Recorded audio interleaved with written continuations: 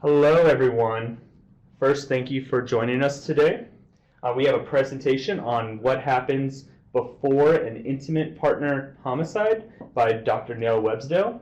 This session will be recorded, and you will receive an email update with the recording sometime next week. If you have any questions or comments, please use the Q&A function under the files pod on the right side of the webinar. And you should be able to download this presentation also by just clicking on the webinar what happens and then download. You can also use the chat function, which is located on the right bottom corner. If you're having any technical issues, please contact me at 928-523-4317 or email me at chaira@nau.edu. I also wanted to say that this is funded by the Arizona Criminal Justice Commission, and we thank them for that. So let's begin. Thanks. Thanks for spending some time with us this morning. I'm Neil Websdale. I direct the National Domestic Violence Fatality Review Initiative and also do work on national community-informed risk assessments. So you might well ask, how do we know what happens before an intimate partner homicide?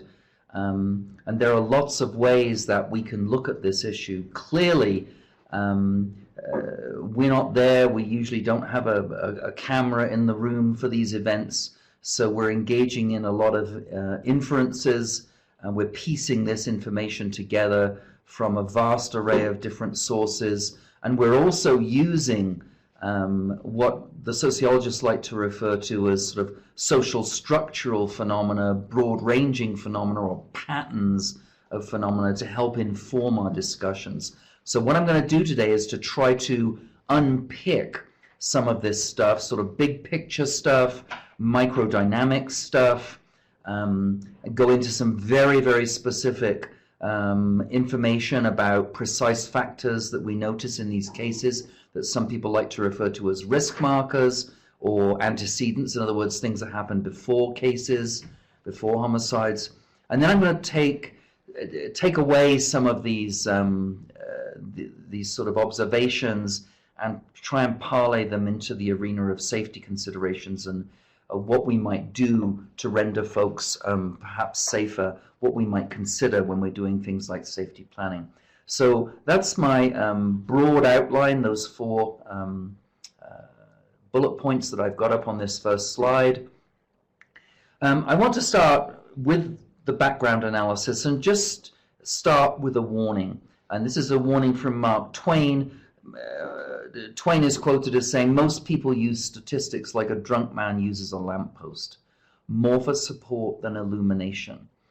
In other words, the statistical analyses of intimate partner homicide rely on generating data essentially about a phenomenon that is hidden or often hidden. And there's a lot of stuff in there that we don't know about. So the statistical analyses of this stuff are, to say the least, somewhat problematic. The problem of missing data is perplexing for us. So the generalizations we've got out there are potentially problematic. And I want to start with one very sort of gross observation on this to just illustrate this point. If we look in the US, for example, but if we also look in Canada, we'll see the same phenomenon roughly. If we look at the last 20 years from the Violence Policy Center data, we'll see probably, looking at that line there, that graph, about a 25% decline in the intimate partner homicide rate over that 20-year period from 1996 to 2016. And the Violence Policy Center data tracks women murdered by men. 90 to 92% of those cases every year involve men killing women in intimate partner homicides. Now, obviously, this doesn't track men killed by women, of which there are probably 300 to 400 a year, roughly. But nevertheless, it tracks the killings of women. It gives us a sense, an impression perhaps, that things are getting better. And if we look at the random digit dialing sort of survey data of intimate partner violence in general, we also see a concomitant decline or an accompanying decline in intimate partner violence rates. And that decline is actually more marked than the decline in the homicide rates. Now, the homicide rates typically tend to be more valuable for us because they're easier to count, less subject to error. You count a body, you put it in a body bag, and there you go. But so there's less room for error there, but there are still some problems with the homicide data. But nevertheless, it looks as though things are improving. And there are those folks out there, criminologists, sociologists, for example, who've made the argument that this is because of all the interventions that we've developed, particularly the multi-agency interventions. And I'm not here to say that that's untrue. I'm here to say that that is potentially problematic because there are many other things going on here that, in terms of the research literature on intimate partner homicide, that we've not really taken into account. So I want to introduce the research here of Stratman and Thomas, which I've got the reference for in my PowerPoint, and you can pursue this yourself. If you want to email me, I can certainly share this article with you electronically if you'd like.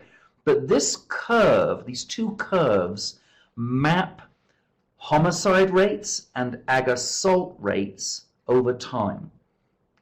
Now, if you look at the bottom line, what you see there is the homicide rate from 1964 to 2014. And the homicide rate in 2014 is 92% of what it was in 1964. In other words, there appears to have been a somewhat of a dip in the homicide rate. It's not as marked as the decline in the intimate partner homicide rate, perhaps, although if you look at the lines carefully from 1996, you can see that there are comparable rates. There is actually an approximate paralleling of the intimate partner homicide rate there as well. But curiously, if you look at the aggravated assault curve, the aggravated assaults in 2014 are 219% of what they were in 1964. And Stratman and Thomas wrote about this in a manner that comports with the medical literature on this phenomenon of homicide. And I just want to share a few insights with us because this really does speak to what happens before an intimate partner homicide. Stratman and Thomas argue that the introduction of 9/11 services account for much of the decrease in these homicide rates. Also explains the divergence between the ag assault and the homicide rates that started in the early 70s. And if you go back to this graph, you'll see the early 70s is that point where those two lines, those two graphs converge. And what they hypothesize is that there's actually an economic value to shortening response times because it reduces the time cost of emergency medical services. And as people are getting to scenes quicker, with the advent of community policing, the advent of saturation policing in some of the American inner cities, where the intimate partner homicide rates were much higher, those EMT responses, those improved medical responses have been the principal reason why the homicide rates in general, and perhaps intimate partner homicide rates as a subset of those homicides, have gone down. So what this tells us is that emergency medical responses are very important in terms of driving the homicide rates. Now, another consideration for us when we're thinking about what happens before a homicide is not just the presence or absence of medical services. We also need to think about, what are the systemic contexts within which these deaths occur. We know from probably 50 years of research that intimate partner homicide is profoundly gendered, in the sense that men tend to do this much more than women do. Men do it to women. Women do it to men occasionally.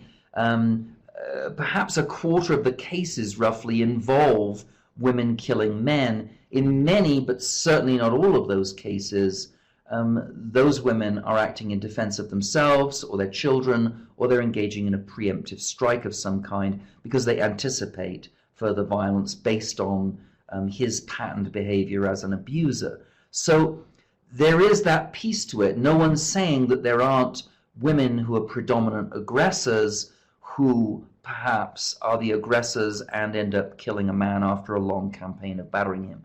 Those cases happen from time to time, but they seem to be a relatively low number of cases in proportion to the total number of IPHs. But clearly, the intimate partner homicide phenomenon is affected by race, by class, by ethnicity, and by geosocial location. In other words, if you're in a rural community, for example, your chances of dying may be much higher just because of, in part, the isolation that is compounded by the battering relationship, or it may be that the effect is mediated by the inability of emergency medical services to arrive at the scene in a way that saves lives. So these are complicated phenomena. We know roughly, and there's some research that supports this, that about 50% of intimate partner homicides in the US have prior systems contact. And when we do an analysis of these cases through the fatality review work, and of course we're not reviewing all of them, so this is not a representative sample in any statistical way, but we see in many of those cases where there is systems contact a very low level of collaboration, communication, and coordination amongst those various entities. So what that tells us is that there may be new opportunities to intervene to lower the death rate through systemic intervention, but it implies that the systemic intervention is not at the level that perhaps we need it to be, and that the lowering of the homicide rate that we've seen is perhaps more likely to be due to medical interventions than these systemic interventions.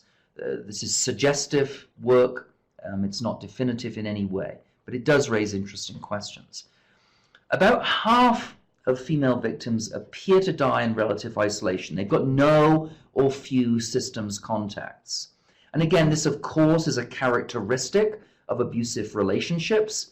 The attempts, conscious or otherwise, to isolate and to cut victims off, to regulate their daily routines. This may or may not be a conscious strategy on the part of abusers, or a set of tactics on the part of the abusers. We don't know that necessarily from our review work. We can infer that, but we don't necessarily know that. What we do know is that when we break down the cases and we do risk analyses, that these are stylized killings. In other words, what happens before the homicide is a series of telltale signs that look like risk markers that some people refer to as risk markers that are very important for us to know about in terms of safety planning. But the caveat here is always that much knowledge remains hidden. Now, further informing how we understand what happens before an IPH is the data on where the decreases in IPH appear to be most prominent. And when we look at the national data, the steepest decreases are in the African American community, and the steepest decreases of all are amongst actually African American males over the last 30 or 40 years. So this too raises interesting questions. Is this because of the rise of shelters for African American women in the inner city, particularly black shelters in the inner city, that cater specifically to that group where the homicide rates are higher?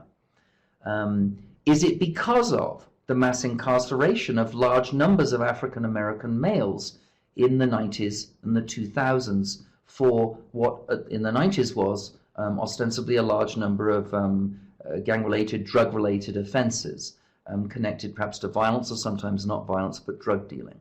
So the steepest decreases appear to be in those communities, but these are also the communities where we see the greatest gains in terms of access to communities through law enforcement, through the fire department, through EMTs. So if you go to inner city America and you're back in the 70s or the 80s, you know, it was probably very hard in many of those communities to get a pizza delivered to your house, or get the mail delivered to your door, or get a cab to pick you up in those communities because of the fear of going into those communities. That has changed with the advent of community policing. That has changed with the advent of saturation policing and the drive to infiltrate those communities. Whatever you think of that infiltration, whatever your politics are, and that doesn't matter, the fact is that that has happened. So what we see now is that emergency services are getting into those communities faster. Now the EMTs may be there faster still, but they can't attend a scene until the scene is secured by law enforcement. But what we've got there is a more rapid response. So in other words, what would have been a bleed out that took an hour to get to, particularly for EMTs, that would have bled out to a death in the 1970s or 80s. Now the response is maybe 10 minutes, the bleed is less significant, and the life is saved. In other words, we don't know precisely whether it is multi-agency interventions regarding DV services, or whether it's the medical services, the EMT services, that is driving that steep decrease. But all of these are important phenomena for us to consider. And again, it just leaves us with an open question that we need more research on. Now, the research of Dr. Harris on these issues was published in 2002, and again, it appears in my PowerPoint references, but basically what Harris et al. Did was explore homicides and ag assaults from 1960 to 1999. And this analysis parallels other analyses by the CDC. For example, the CDC tracked roughly the estimated number of people wounded seriously by gunshots to require a hospital stay rather than treatment and release. And they found that actually those numbers rose by almost half in the decade from 2001 to 2011. We've got a lot of information coming out of trauma centers in the US, where they've also found a decrease in the death rate for victims admitted for stab wounds. In other words, the message here is that it's not that people are getting less violent, whether it's in an interpersonal arena or whether it's in public space through, say, gang violence or whatever. It's not that they're getting less violent, it's that we're better at saving lives, which corresponds with the analysis that we saw from Stratman and Thomas and those diverging curves or graphs that we saw earlier. But when we go into the research of Harris et al., Harris et al.'s work comports with this in many ways. Harris et al. Estimate that without the impact of the improved emergency medical services, the average number of homicides in that 5-year period in the 90s wouldn't have been 15 to 20,000, it would have been 45 to 70,000. If that's the case, Harris et al. Are arguing that medical care reduced the lethality of violent assaults by 2.5% to 4.5% a year. If that's true, and you go back to the VPC curve that I mentioned earlier, that roughly tracked a 1% per year decline over about a 20-year period, just roughly. The effects of improved medical interventions is much greater than that.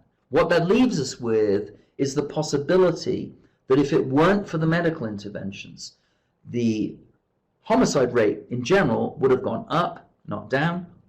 And if it weren't for the medical interventions, we may have seen the same thing in intimate partner homicides.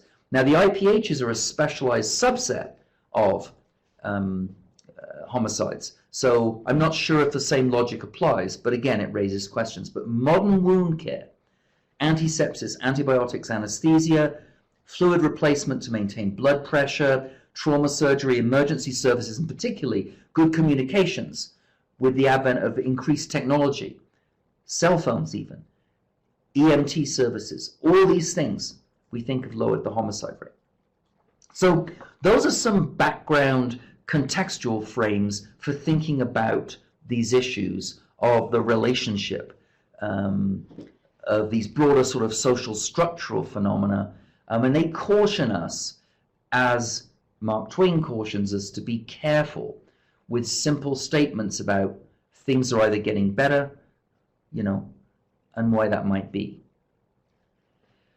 Now, the second category of phenomena I want to talk about is perpetrator-victim behaviors and relationship dynamics in these cases, and what we've seen over the years in terms of how these relationships play out. And I'm speaking now very much from a practical perspective of someone who has been reviewing intimate partner homicides for almost 25 years. So these insights come in part from the literature, but mostly from my own work in the field of just making these observations. So let's say from the get-go that the domestic violence movement really has this rather simplistic appreciation of victims and perpetrators, as if there's this sort of binary between them, where we have usually the virtuous female protagonist, to use Jan Haken's language, and sort of the one-dimensional male villain. And this is the split with the two groups. This is a problematic binary. Anyone who's worked with victims of violence, or indeed with perpetrators of violence, knows that things are much more gray than this sort of black and white binary. The world is messy at these levels. So when we talk with offenders, for example, just as if we talk with victims, female victims for that matter, female victims, of course, have been deeply traumatized by their experiences, but for the most part, the perpetrators I've interviewed who've killed have also experienced tremendous trauma over the life course as well. So this simple binary is somewhat problematic. We see in these cases, especially in the homicide cases, a lot of denial. Victims are often ashamed. They'll hide the abuse. They won't talk about it. They'll take their secrets to the grave with them. They'll take the phenomena and markers in these cases that we need to know about to the grave with them. So this is part of the problem that we have with the data, is the shame that victims experience and the way they keep that information very close to them and release it very guardedly, if at all. And we might say that there is also a lot of denial on the part of perpetrators. They tend to minimize the violence, the impact of their violence. They tend to be sometimes unaware of the intrusiveness and abusiveness of their own sort of tyrannical behavior in the way that victims perceive that behavior. In other words, they minimize their emotional, physical, sexual abusiveness in these relationships. And we see that particularly as we move towards a homicide. So these phenomena of denial and minimization are common themes in the homicides. We also see, when we do sophisticated death review, where we, which is increasingly the order of the day in the States, when we interview family members and co-workers, friends, neighbors, people like this, what we get is a very complicated picture, sort of a melange of interpretations that often contradict and repeat and really seem paradoxical. We know from our everyday practice that victims will sometimes recant, they'll request dismissing of charges, they'll refuse to testify, they'll testify on behalf of batterers sometimes.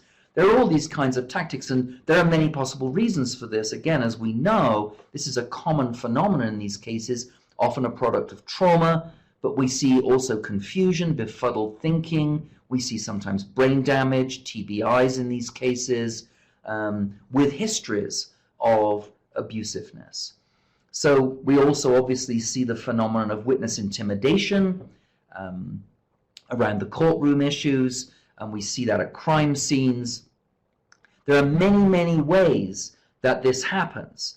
It can be subtle, and as Evan Stark puts it eloquently in his work, these can be invisible, but they're in plain sight as well for others to see. So what we take from this is that it may be tempting to look at what happens before the homicide and say that the victim was complicit with the batterer's abusiveness. In other words, she's a masochist. This, of course, is wholly problematic. It is, again, much more complicated than that. People resist death to the end. Battered women and sometimes battered men have agency until the end. It's not that they suffer from, battered woman syndrome or learned helplessness, so that they just sheepishly comply with what he is doing. The appearance of complicity, we have to say, quite emphatically, does not signify complicity. It's tempting to see people's behavior as this. It's tempting to take our own, perhaps, non-battering situations and infer from them that, well, no one would ever put up with this or live with this, without understanding the context and the meaning of the behaviors that people are engaging in these relationships. So this is an exercise in interpretation. So when we want to know what's happening before the homicide, we have to use that interpretive sophistication as part of our toolkit. So victim behavior is counterintuitive. It's seemingly counterintuitive. It doesn't make sense to a lot of systems players. We see this before a homicide, and we see it frequently. Changes in course, changes in action, things that we wouldn't expect. However, when you do enough death reviews, you're going to see that this is entirely understandable and comprehensible within the dynamics of these intimate terrorism relationships. Victims don't necessarily report, they don't necessarily leave abusers, they won't cooperate necessarily with prosecution, they fear losing their kids. For them, the family court, which I'll get to in a little bit, is a series of landmines sometimes. They've hoped for the relationship. Leaving's never easy. There's a stigma attached to divorce to this day. So her indecisiveness, or what appears to be her indecisiveness, is going to be affected by all these kinds of complexities. So good death review takes that into account. And we see this indecisiveness frequently in these cases. We see the threat of losing homes, possessions, jobs, father for the kids, etc., etc. All these things that we've listed here. Safety, leaving can be dangerous, although most battered women leave and leave successfully, and many thrive in the aftermath of that. We also see what may be active manipulation on the part of the batterer. It may not be, it may be more unconscious, but we see batterer remorse sometimes it may be even genuine for the batterer, begging for forgiveness, promising to change, all of these things. And then we move on to other phenomena that I've come across over the years that are very awkward to deal with. We know that batterers blame victims for negative outcomes, so we should take some of these insights with somewhat a grain of salt if we've got them from batterers in interviews with homicide reviewers. But batterers are complicated people, and they may not be accurately reporting what happened, but they often may be as well. So in their heads, the victim may have been engaging in deliberate or inadvertent taunting and potential provocation. And we've heard this from time to time with batterers, that victims were upping the ante with them. And this is not to blame the victim, but it's to realize, I think, a bit of a gem in terms of safety planning that experienced advocates, victim advocates know anyway, that safety planning ought to consider victim behavior and strategizing around the batterer. So taunting, deliberate provocation may feel like empowerment for some victims, but it may also be dangerous. So weaving that in is problematic, awkward. Now, when we look at offender behavior specifically, we're primarily dealing with these names that we have in the trade intimate terrorism, what Evan calls coercive control. We're rarely dealing with the situation that Michael Johnson and Kathleen Ferraro refer to as situational couple violence, sort of stress release violence, typically lower levels of violence. We're usually dealing with the heavier, more severe, long-term, chronic kind of violence that is often associated with intimate partner homicide, precedes intimate partner homicide. So this is the what happens context in terms of the naming of the violence and the abuse. We're talking about intimate terrorism. We're also talking about clusters of risk markers that appear to recur in these cases that we can discern through our risk analyses, through statistical analyses using large, albeit imperfect, data sets. Now, this phenomenon of intimate terrorism, it has been subject to some considerable debate, and I don't want to spend a lot of time on this, but according to folks like Michael Johnson, who've pioneered in this area, done some great work in this area, for Johnson, the perpetrator strategizes this sort of general control. He originally called this patriarchal terrorism, changed this language later. The patriarchal implied that it was rooted in the sort of gender order and patriarchal ownership and attitudes and traditions, and that's for some folks that has been seen to be problematic. This appears to be gendered, but there are clearly problems with him inferring that someone's engaging in a conscious strategy or a deliberate set of tactics. And with understanding what happens before intimate partner homicide, I think we have to acknowledge that we can't assume that there are strategies in evidence. We need evidence to back that up to show that our inference is reasonable. I've talked with a number of men who've killed over the years, and I've also talked with women who've killed who've told me that their abuser was engaging in tactics and strategies. And when I've talked to men who've killed, they've told me that there was nothing like strategy or tactics.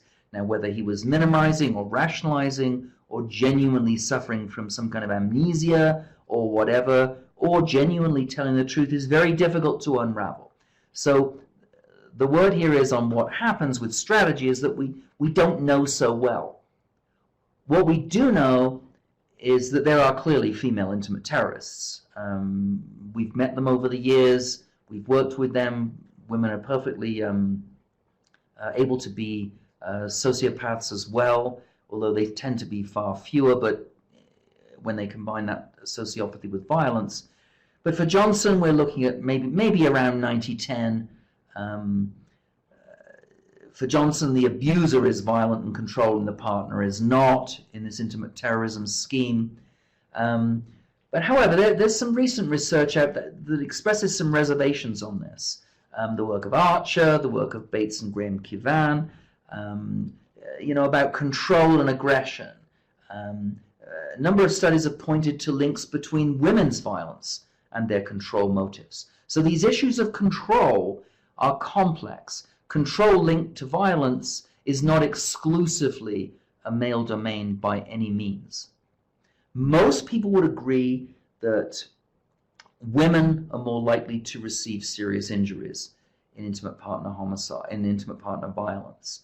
Women are more likely to report depression, stress, suicidal thoughts as a result of their IPV. So men are less likely to report assault. So this intimate terrorism debate is an interesting one. With the killings, I think it's important to distinguish, as the literature does, between two different types of intimate terrorists. And most of these intimate terrorists are men, and the literature comes from the work on male offenders. There are dependent intimate terrorists, which some people have referred to as pit bulls, and I'll go into this just a little bit more later. And antisocial intimate terrorists, which some folks have referred to as cobras. These would be the sort of sociopaths. Both types are impulsive, we notice, accepting of violence, often hostile towards women, and they have traditional sex role attitudes. So there is a link to the world of gender and the gender order. There is a link to the world of male privilege. And a sense of entitlement. So there are connections to these cultural phenomena. but they're not direct, easy to see connections and links. Jacobson and Gottman's pioneering work on pit bulls and cobras is worth a mention here in terms of what we see in terms of the emotional demeanor of mostly male perpetrators before the killing. The pit bulls really correspond to emotionally dependent batterers. They're needy, they're jealous, they're obsessed. They have really, in many ways, unrelenting contempt for women. And at the same time, and this is a big paradox, they're highly dependent upon them. So they're misogynistic, and yet they need women at the same time. They can't live with them, they can't live without them. These offenders probably constitute around 80% of batterers, roughly. They monitor their partners very closely. They have a very high sensitivity to rejection and potential abandonment. They fear abandonment, but their puffery as men won't allow them to express that and acknowledge that vulnerability and dependency. They are very sensitive to betrayal. They sense betrayal quickly, and this is all of this repertoire of emotional behavior is combined with isolation of the victim. The perpetrator wants to own the victim closely, colonize the victim. Now, generally these guys, when we do death reviews and we see what happens before the homicide, generally we do not see these men being violent towards others, generally. There may be some other criminality, but these are not generalist violent offenders. Physiologically, and Jacobson and Gottman actually got some of these folks into the lab to do some physiological testing on them. They're in turmoil when they're arguing with their partners. They sweat, their blood pressure goes up, their breathing rate increases. So in a sense, these folks slowly simmer over time until they eventually erupt in violence. So they metabolize their anger in a sort of a slow, ongoing burn, if I can put it that way. Now, the cobras, which respond to the sort of antisocial personality disordered batterers, and when we look at them in the wake of a killing and what perhaps their behavioral repertoire was leading up to the killing, what we see is only 3% of pit bulls had a history of extramarital violence, but 44% of the cobras were violent in other contexts. So this is a clear difference. These are more generalized male offenders, and the literature is beginning to pick up what folks refer to sometimes as generalists.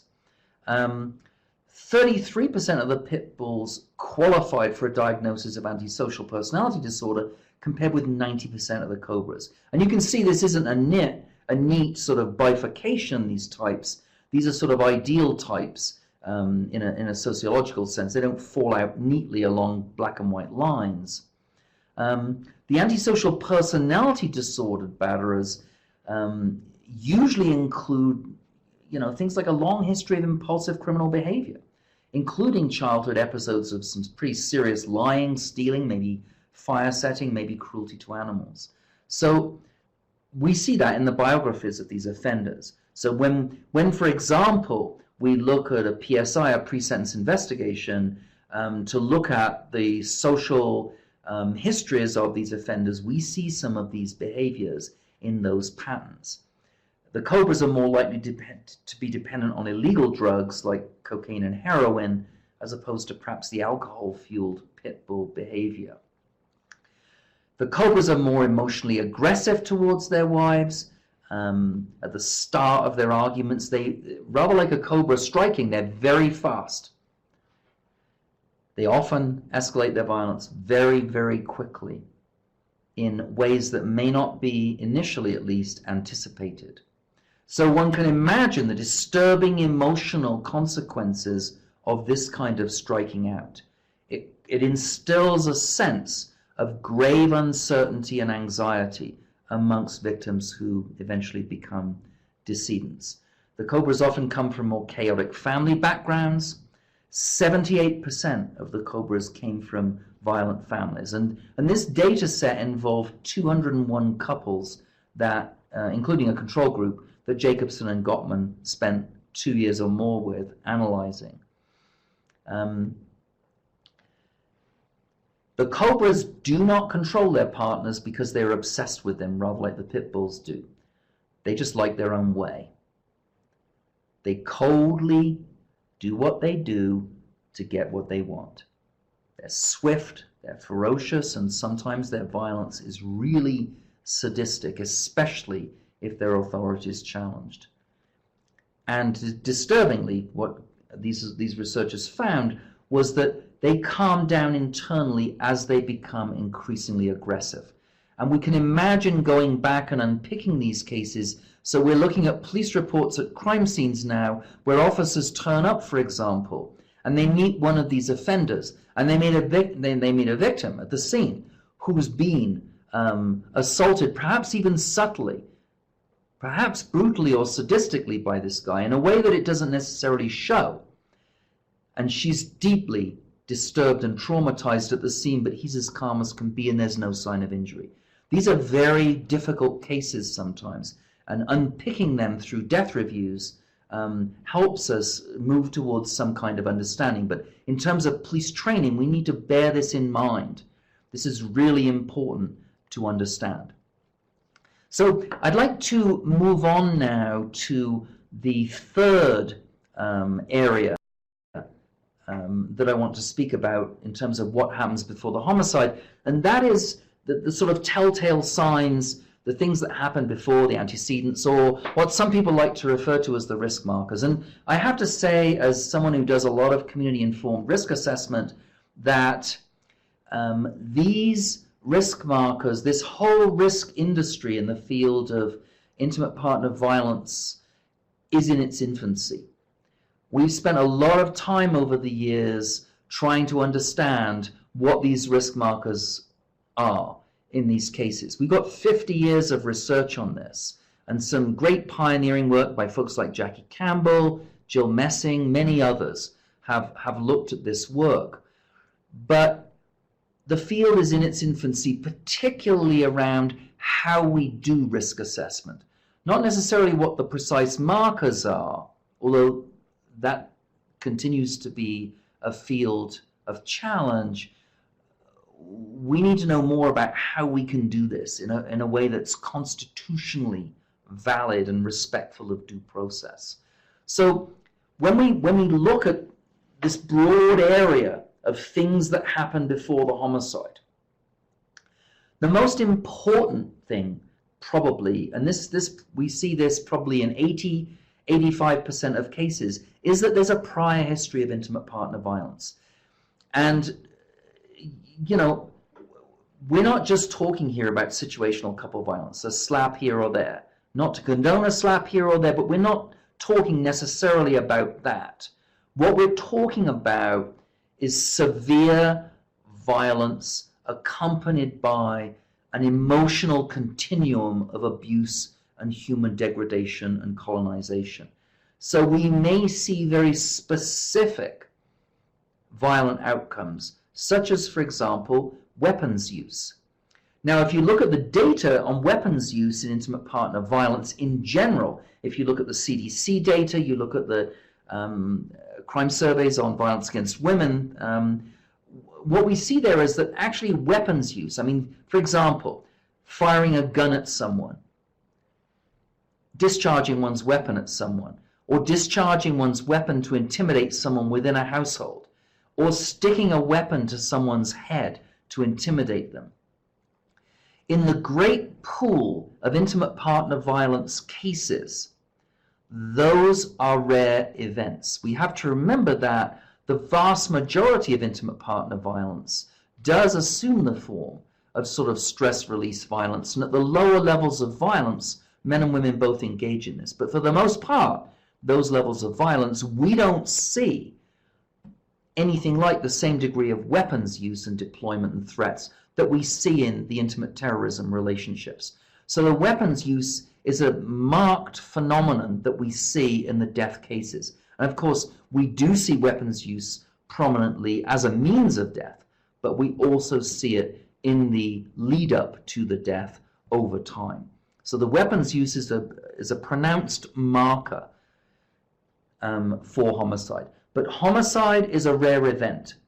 So we need to bear in mind that just because weapons use is a prominent theme in the dangerous cases, it doesn't mean to say all those cases where weapons get used, we're going to see a homicide. In fact, the vast majority of cases that are preceded by weapons use don't result in homicides. So this is the other side of this. We're talking here about relative risk and absolute risk.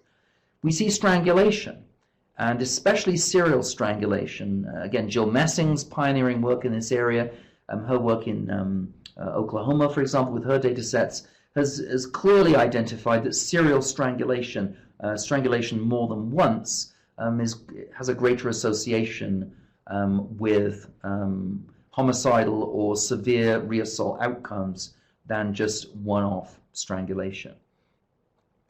Attempts to control, escalating violence, emotional harms, these are common themes, these chilling emotional aspects of these relationships that involve the erosion of the soul of victims, the attempts to degrade and humiliate, whether it be in terms of their human identity, whether it be in terms of their sexual identity. These are grinding aspects of these cases. Beating during pregnancy is another thing that we see as a theme, as a risk marker in the cases where there are homicides. We see denial of medical services for women who are pregnant, sometimes by batterers. We see attempts to cause miscarriage. We see physical assaults during pregnancy. These are grievous forms of bodily harm that precede the homicides sometimes. And again, in most cases where we see this, there's not a homicide, but we tend to see it more frequently in the homicides than we do at the level of situational couple violence. Prior attempts to kill, it makes perfect sense, but he's tried this before. Sometimes she's tried this before. Because he thinks he owns her, he may well have forced her to have sex before. We're not talking about non-consensual sex here. We're talking about forced, sometimes, often brutal sex in the past. We are talking about acute entrapment, what might constitute for some hostage taking. These things we see before the killing. And we see a sense on the part of victims that is sometimes communicated to some people, but not to many others, that he is capable of killing her. And I have to say this, just again from my experience as a death reviewer, I've worked death review cases where I've interviewed personally, say for example, 9 family members in the wake of their female relatives' demise, and 8 of those 9 people have told me that the victim, the decedent, did not think that her abuser was capable of killing her. But I've had the mother tell me, who she was closest to, that he was. She did think that he was capable of killing her. So even these things, the capability of killing, depends very much upon who we're talking to and how we get access to this information at the scene. So we always say when we're doing death reviews, do family interviews, and always ask this question, how do we know what we know? Because we need a wide-angle lens to try to get a sense of what was happening before the homicide, what these events meant to the victim, the eventual decedent, and how we framed that and how we delivered services in response to that. The second major cluster of risk markers speaks to the psychology and the emotional demeanor of the batterer type that we talked about earlier. With the pit bulls in particular, they're extremely sensitive to emotional estrangement. Typically her moving in a different direction, perhaps away from him, And this doesn't require physical separation. We're talking here, obviously, if you're in the family court arena, there's a divorce pending, you've moved to different locations, there's a child custody agreement, separations for supervised visitation. These are things that we see sometimes before killings, and they're easy for us to discern. But the key phenomenon here is how the abuser perceives her movement, her emotional movement vis-a-vis him. And remember, as I said earlier, many of these pit bulls are very sensitive to rejection, and they have a very high degree of abandonment anxiety. So when she begins to move in a different direction vis-a-vis him, he's extremely sensitive. So that moving away period is a classic aspect of many of these intimate partner homicides. We see that distancing. Now, in the vast number of cases, in domestic violence cases, where we see this estrangement, there's a non-lethal outcome. So again, we're talking about absolute and relative risks here. The vast majority of times when victims of violence leave, they leave. They often thrive. But in the homicide cases, when we retrace our steps, the particular acuity and intensity of the sensitivity to rejection is something that we notice. Very important aspect of these cases. Coupled with that is the third point that I want to make about extreme jealousy that's linked to the violence. Many of these guys have classic traditional sex role stereotypes that they carry around in their souls with them, and they think they own these women. There's a great possessiveness there that is linked to violence. They are not happy campers. They are suicidal, they are depressed sometimes, and these are aspects of these cases that are, again, prominent themes. And these are important risk marker questions to ask. Alcohol and drug abuse, we've talked a little bit about this already, but clearly alcohol and drug abuse are going to compound depression, and they may compound anger and rage, which often we see at the scene of the killing, the signs, the after effects of those things.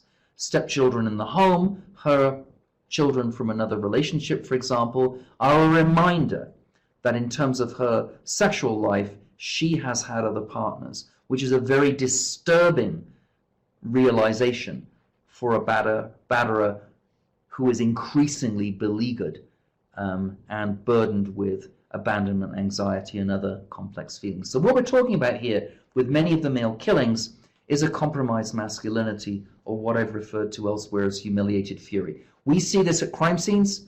We see this in the anger, the rage, the blood, the viscera, the way the killing goes down. We see a lot of rage in the bodies, etched into the bodies of people who've died. We've talked about some of these emotional harms already. Evan Stark has pioneered in this area. Clearly attempts to control, exploiting people's labor, their sexuality, degrading them, belittling them. Evan postured in 2012 that the level of control may be a better predictor of homicide than prior assaults. And that may be the case. That's pending empirical verification. We also see, and I just cut and pasted some of these from the cases that I've worked on over the years, we see a lot of anonymous threats, things like, I don't know, a click of a handgun at the end of a phone line, sabotaging electronic communication, tampering with clothing, objects of meaning, vehicles, disabling vehicles, cutting phone lines, gluing locks, doing things to interfere with a victim's maneuverability. I think that's one of the keys here. Stealing money, credit cards, this interferes with mobility, it interferes with independence and empowerment. You know, there are always fads in this movement, but, you know, this term gaslighting has been around since the 40s, but, you know, making women feel crazy by exploiting their fears, denying their sense of reality, etc. All these anonymous acts kick in. We also see twists in the abuse, changes in the abuse pattern. We see this sometimes in suicide cases. We also see it in the homicide cases. something new, something different before the killing. And this is something that good investigators, good DV detectives, good victim advocates are looking to document. Have there been changes? This requires listening empathetically to victims in our dialogue with them, tracking the documentation carefully to see if there are changes. To give you an illustration, one of the cases I was involved in many years ago involved an abuser who just started coming into the room, and he would leave his loaded gun on the nightstand next to him, and he'd get into bed with his partner, and he expected her then, after he left the gun on the nightstand, to have sex with him. He never pointed it at her, he never shot it in the house. It was a subtle, terrifying form of intimidation. She reported this change to her victim advocate. Within 3 weeks of reporting that change, that he had murdered that woman. So things like this, something new, something different. Now, this is the embodiment of much of this research literature that we've developed in Arizona, and I just wanted to highlight this for folks. This is the Appraise Risk Assessment tool. If you have any interest in this, you can email me, and I'm happy to share this and the publications that have developed around this. But we have a risk assessment tool now in Arizona that police deploy, use at scenes, that connects victims with victim advocates who do some great work with them, and if the victim so chooses, maybe pursues that advocacy relationship, but most importantly, with the victim's consent and blessing, administered after the investigation, after the establishment of PC, this document goes to the court for the initial appearance and informs bail setting. So this is a radical development that we've had in the state of Arizona, a very progressive development just in the last year or so. And I won't belabor this, but you can see on the bottom of this next slide, the reference here is ARS, Arizona Revised Statute 13-3967, and it's actually B5, the statutory change there. If you answer 4 or more questions yes, that victim has a 10.5-fold greater chance than someone answering less than 2 yes of experiencing severe reassault or near-lethal violence within the next 7 months. However, only 15% of those who answer 4 or more yes will experience that outcome. So this is relative and absolute risk. So let's talk now a little bit more about systems. Systems, just like abusers, can present risks to victims. We have to remember, and again we get this through our death review work, that what we see as professionals is a discrete set of offerings, whether it be law enforcement, victim advocacy, pretrial services, court services, family court, criminal court arena, court clerks, orders of protection, you know, the whole array of services to victims. We may see them as professionals from our own vantage point and our own specific sets of expertise. But what victims see, especially before homicides, is an alienating maze. A maze, as we said earlier, that doesn't necessarily work for them. In 50% of the cases, we don't hear these systems talking to each other, and there may be good legal reasons for that, but often there aren't. But what we see is siloed activity. We see victims sometimes choosing to keep the enemy close. We see the perpetrator actively sometimes manipulating systems. We see the perpetrator presenting with the appearance of rationality, especially if they're sociopathic or the cobra that I mentioned earlier. And the system's inability to recognize that unless it tracks specific markers. The whole arena of family court is something that we see before killings, sometimes also before mass killings even, that have a DV component. And the DV dynamics, especially in the family court arena, are complicated, and the behaviors for the judiciary can appear to be irrational, illogical.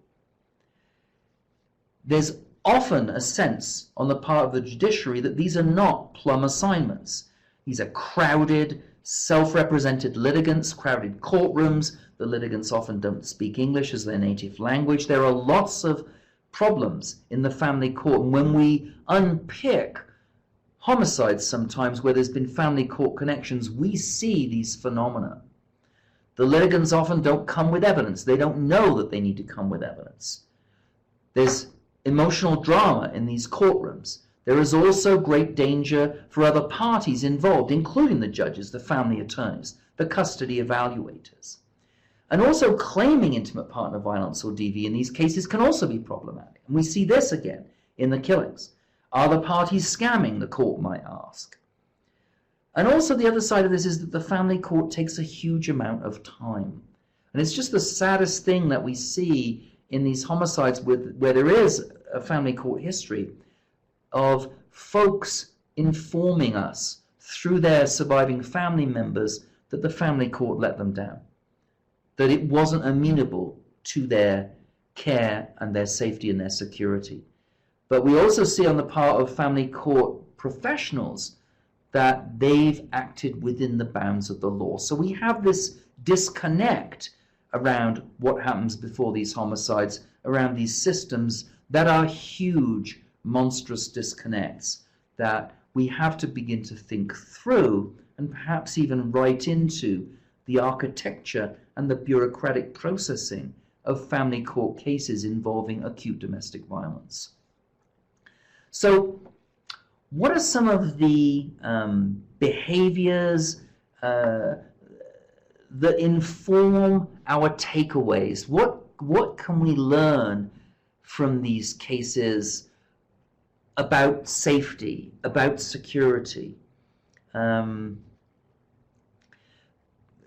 So the seemingly counterintuitive elements of victim behavior is really critical, as is the seemingly counterintuitive behavior of perpetrators.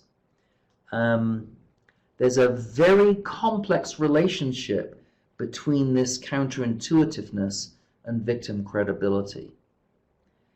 You know, the criminal justice system runs off of, in many ways, consistency. If people appear to be lying or misrepresenting or not producing evidence to support their case, in other words, if they're not coming as fully fledged actors to the legal process, as freestanding adversaries, the system finds it hard to accommodate them, and yet by its very nature, these relationships and their counterintuitive behavioral elements mean that victims can't necessarily, or even perpetrators, take that rational presentation of self to the legal arena. So there's this huge disconnect at a much deeper level around courts, criminal justice system, and these very sad, tragic outcomes where people lose their lives.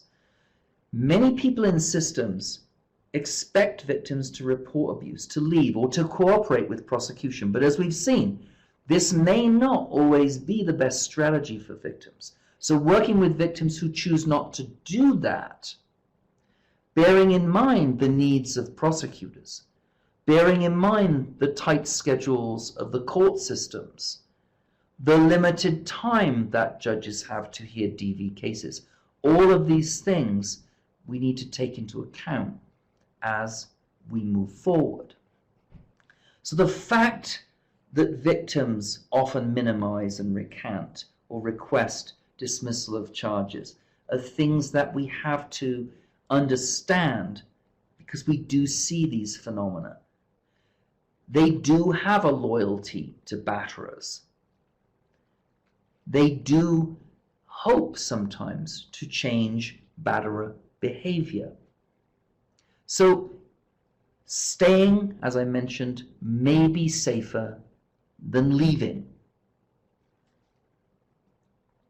They may feel that they can gain some control over batterers.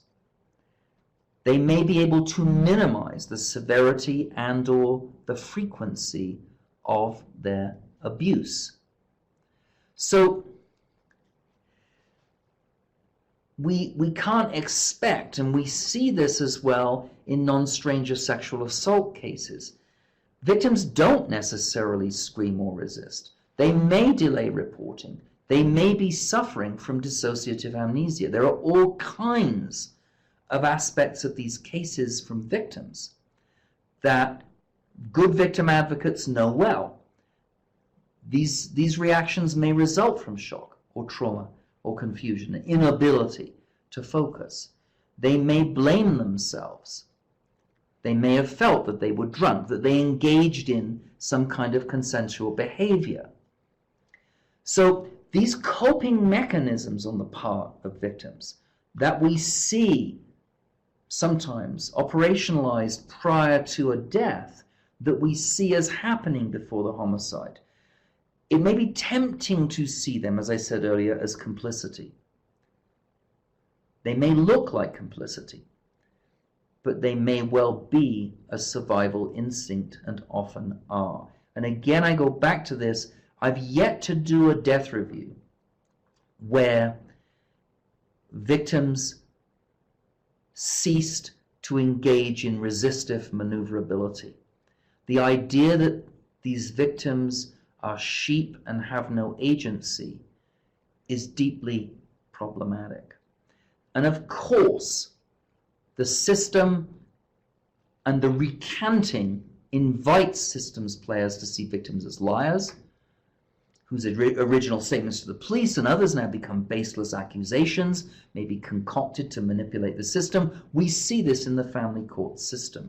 We see this in other settings as well. And sometimes people lie. I mean, all of us lie from time to time for all kinds of reasons. But again, in these cases, that lying can have severe consequences. So seeing victims as pathological women with low self-esteem who enjoy or actually deserve the abuse is, of course, an inappropriate interpretation. So if we only dwell on the abuser's seeming power and control in these cases, their power and control over the victim, we really do miss the complexity of the case. I understand why people use the power and control wheel, and clearly perpetrators have power and some control over victims, sometimes very acute, close, terrifying control. But when we're looking at what happens before the homicide,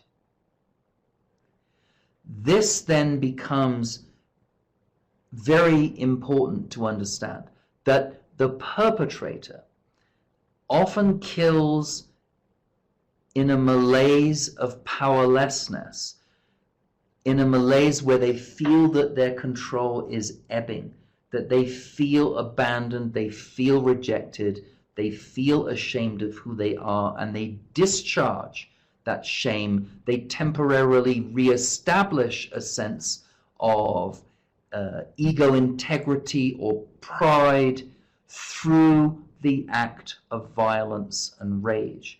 And there is a significant literature on this discharging of violence, of this discharging of shame, through violence, that really speaks importantly to what's going on in these cases. And we see it time and again as a phenomenon of what happens before the homicide.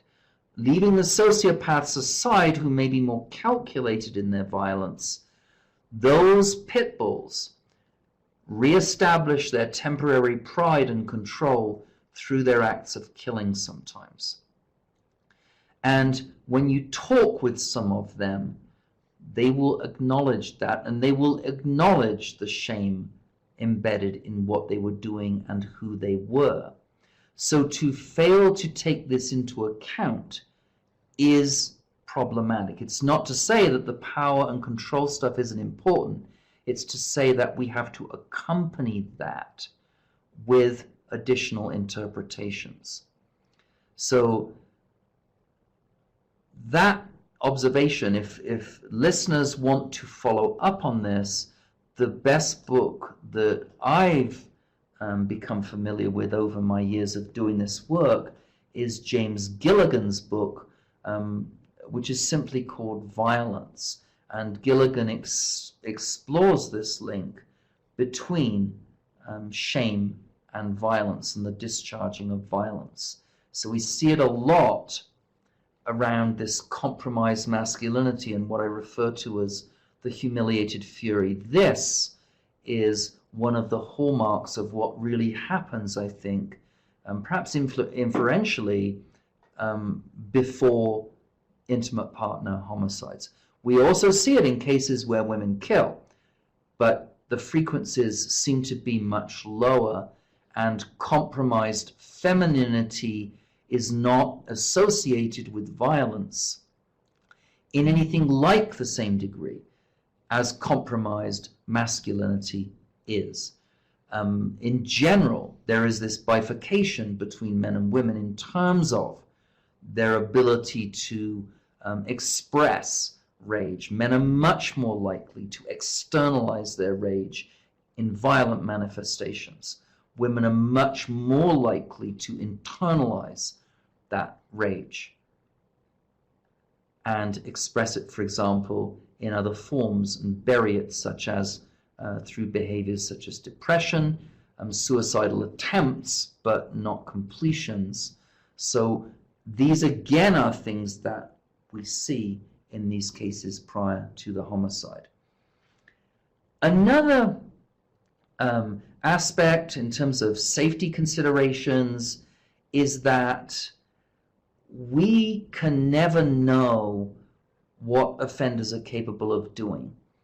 And it's very tempting to think that we know what's happening, but the reality is that as we heard at the front end of the webinar, in about half these cases, victims who die have no contact or little contact with systems. And that may mean that there's a long history of domestic violence, but we don't know much about it. The offender himself, or sometimes herself, may not have even been processed by the system. So when we do the death review, we see this and we maybe inadvertently uncover some prior acts of violence, maybe not. But the takeaway from this is that offenders can be very secretive. And, you know, again, this is not to paint them as different from anybody else. We all have things that we don't want other people to know about. So we're all at some level, we all lead secret lives to some degree. And offenders are no exception. So when doing safety planning, especially with offenders who are in these terrorizing relationships, who may present to the general public in a different way, who may present a sort of Jekyll and Hyde face, one of the keys, one of the takeaways from this stuff is that we have to assume that there is an element of secrecy here that may be very sinister.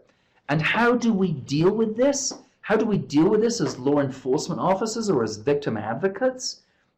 And victim advocates, because they've had the opportunity to spend a lot more time with victims and have the skills to elicit this information from them, they know full well what forms of abuse these sort of secret behaviors behind closed doors take sometimes, if they get that information. But for law enforcement, for the courts, they can only begin to grasp at what these secretive forms of abuse might take. And also, they may only begin to grasp what the biographies of these individual offenders are. And where we have good PSIs, as I've said before, particularly federal PSIs, where they tend to be much more detailed, we see biographies of abuse in the lives of offenders, which they may or they may not share with their victims. But the bottom line is that there's a lot of secretive stuff, just as the abuse that they mete out is secretive. So it's impossible for the victim to know what the offender is thinking, what the offender is perhaps planning. The offender may consciously build to the kill. We shouldn't assume that prior threats to kill, if they occur frequently, mean that the offender isn't serious with the threat. There is no correlation that we know of that says that the offender, just because they issue more threats rather than less, is less likely to kill. David Adams' work, why does he kill, has done some really interesting work in terms of exploring these issues of attempts to kill and what they might mean. But sometimes offenders build to the kill. Other times they don't. So again, we have to take some of this stuff with a grain of salt. We can't assume that we know what the offender is thinking. We cannot assume that the victim is the best judge of what he is capable of doing. We need to know if the victim thinks that he's capable of killing her. But candidly, Jackie Campbell's pioneering research in this area has uncovered the fact that in half the cases at least, those victims get it wrong. And given the secrecy of the offender, and given the humiliation of the offender and what they'll disclose and what they won't, we shouldn't be surprised at this fact. So the bottom line in terms of service delivery to these homes is to go in with a sense of skepticism and to gather specific pieces of information, if we can, from multiple sources with crossing forms or intersecting forms of corroboration, if we can get there, which requires a lot of time, a lot of skill, maybe a lot of good follow-up. And just a plug here for some of the law enforcement agencies that we work with in Arizona. If you want to understand the microdynamics of intimate partner homicide, you should go down and talk with the detectives at the Tucson PD, for example. The DV detectives down there have incredible insights into this work and are doing some incredible work. So what does this mean in terms of safety planning and advising and working with victims? What does this mean in terms of communicating risks to victims at scenes? Well, if you're a law enforcement officer and you want to talk about what happens before a homicide, and you want to talk with a victim about that, then you've got to think about the pros and the cons of doing this. I mean, do you want to say to a victim, as I put up in the slide earlier, that you have a 10.5-fold greater risk of being killed than someone who's answered 0 or 1 yeses to these 7 questions on the appraised risk assessment tool? Do you want to say it that way? Do you run the risk when you say that? Or when you say something like, in cases like this where we've seen these antecedents, or what some people call risk markers, where we've seen these before, women end up dead. Do you want to say that? Does that paralyze? Does that terrify? Does that empower? Does that educate? So these are questions that systems players need to think about as they do this work, because we don't want to do those things. We want to have an engaged, empathetic exchange that many good advocates know that they need to have with victims. So we want to have that exchange. We want to educate. We want to be honest about our inability to predict outcomes. But at the same time, we want to be respectful of the due process rights of suspects and the accused prior to court hearings. So this is very difficult terrain, and we're only beginning to discuss the implications of this research and fatality review literature on what happens before intimate partner homicides. But one of the things I think that we can take away is that as a safety mechanism, exposure elimination rather than exposure reduction is a gold standard. And that's easy for me to say as a researcher and a writer, but obviously in the everyday grind of these cases, especially if you're in the family court arena, you're engaged in child custody, etc., and frequent contact, if there's a violent relationship, you're separating, this is incredibly difficult, it's impossible. But the gold standard is exposure elimination, and instilling that sense in victims that you cannot know what's in this person's head. So at every turn, reducing exposure, given the potential for the worst outcome, is safer than reducing exposure. So exposure elimination, wherever possible. And this is difficult, as I've said, given these realities. So I've gone on here for quite a long time. I understand that Ray is advising me that I should have some time for questions, so I'm going to break now and first of all give you my contact information. I'm also going to give you my phone number if you want that. It is 928-637-4510. I try to return calls within 24 hours. You have my email address there, and I'm more than happy to correspond with you about some of the things that I've talked about today.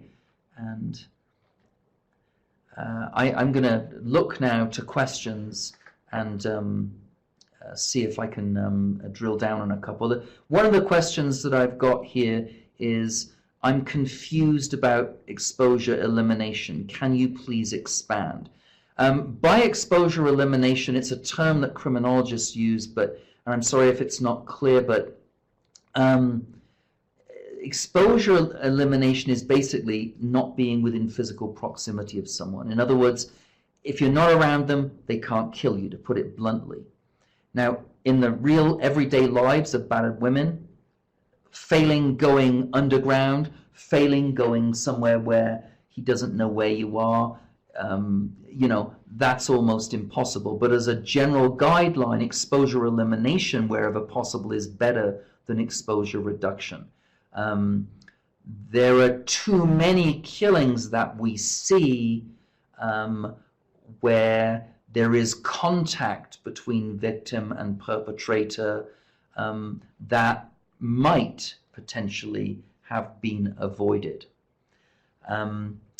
There is another question here, what did you mean by aunting? And I can humorously respond to that and tell you that that was a typo and it should have been taunting, but you've never heard the term before. I think you've heard the term taunting before, and let me say what I mean by this from my death review experience. I've had a number of perpetrators report through death reviewers and also directly to me as an interviewer, as a death reviewer, that they felt like the victim was taunting them before they killed them. So, for example, I can't say which state I worked this case in or I heard of this case, but one perpetrator was engaged in an argument with a victim who he'd been abusing, who was moving away from him, who was engaging in various arguments with him, who had a meeting with him, and she was talking about how she was moving forward with her life. According to the perpetrator, who the reviewers interviewed in prison, the perpetrator said she said something to me as a parting gesture when I was walking away from her, and he thought she said something to the effect that, oh, I have a new boyfriend now, and something like, he's much better than you were, or something like that. A remark that he took to be derogatory, and he told the detective who did the interview that I wasn't sure if I heard that, but I was enraged.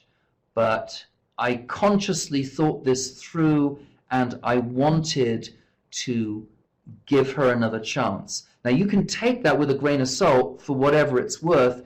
Maybe this is a rationalization, a justification, who knows what. But he said, I walked back to her and I said to her, excuse me, I didn't hear that. What did you say? And he said that his thought process was that if she said that again and deliberately humiliated me again after I'd given her a chance to say words to the effect that, oh, doesn't matter, it was nothing, you know, and walk away from it. He said, if she said that again, I was going to get my gun and shoot her. And she did say it again. And he went back and got his gun, and he said, I consciously made a decision at that time to kill her. And he did. He shot her in the head. Now, that's what I mean by taunting. Now, is the victim responsible for his behavior? Of course not. But is that something that we need to face in terms of how we do this work, how we do safety planning, whether this is inadvertent, whether this is sticking the knife, whether this is empowerment, whatever this means? These are things that we see before the homicides that are very difficult to talk about. And that's what I mean by taunting. So I understand that this is tricky terrain, but I think that it's important terrain to cover. So I'm not seeing any more questions.